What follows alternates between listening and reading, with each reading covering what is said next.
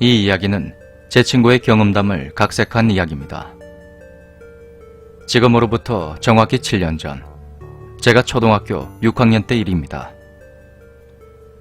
우리 가족은 당시 아버지의 사업 실패로 인해서 울산 쪽으로 이사를 오게 됩니다.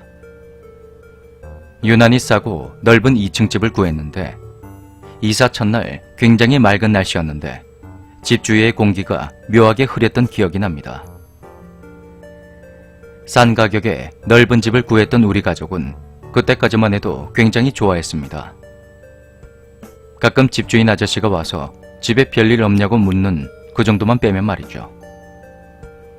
그러던 어느 날 학교를 마친 후 집으로 돌아와 보니 열쇠를 두고 갔던 게 생각이 났습니다. 당시 부모님은 맞벌이를 하셨던 터라 전 집 앞에 멀뚱멀뚱 서 있었습니다.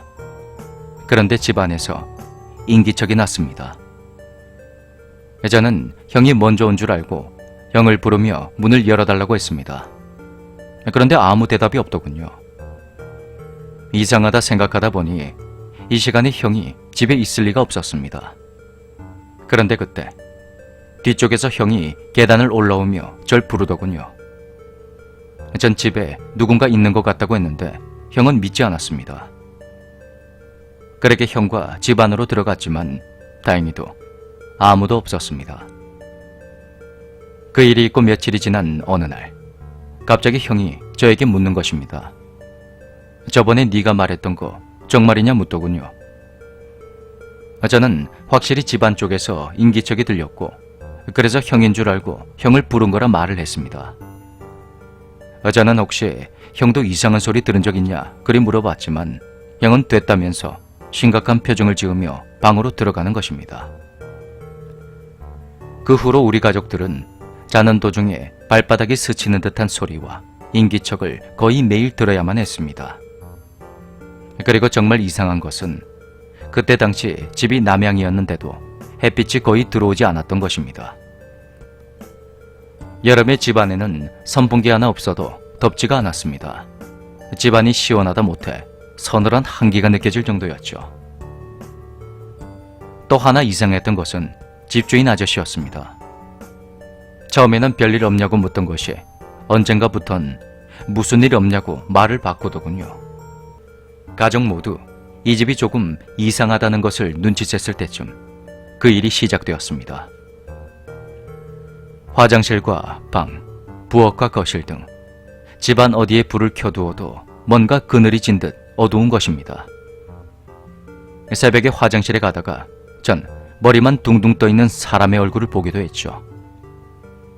우리 가족은 그쯤 점점 미쳐가고 있었습니다. 평소에 부모님이 싸우는 모습을 한 번도 보지 못했는데 아버지는 어머니께 칼까지 휘두르며 거의 매일을 싸우셨습니다.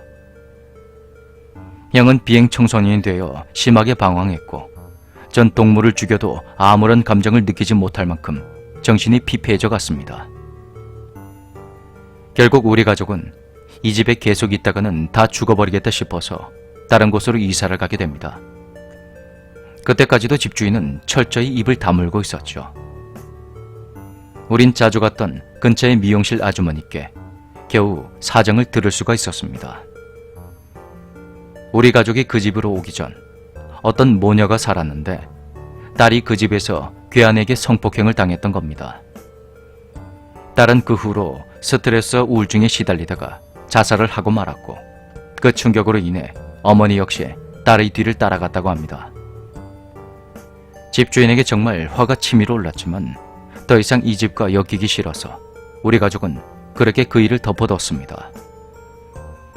그리고 나중에 들리는 소문에 의하면 우리가 떠난 후에 집을 리모델링하면서 천장의 벽지를 뜯어냈는데 그곳에서 엄청난 양의 칼날들이 쏟아져 나왔다더군요.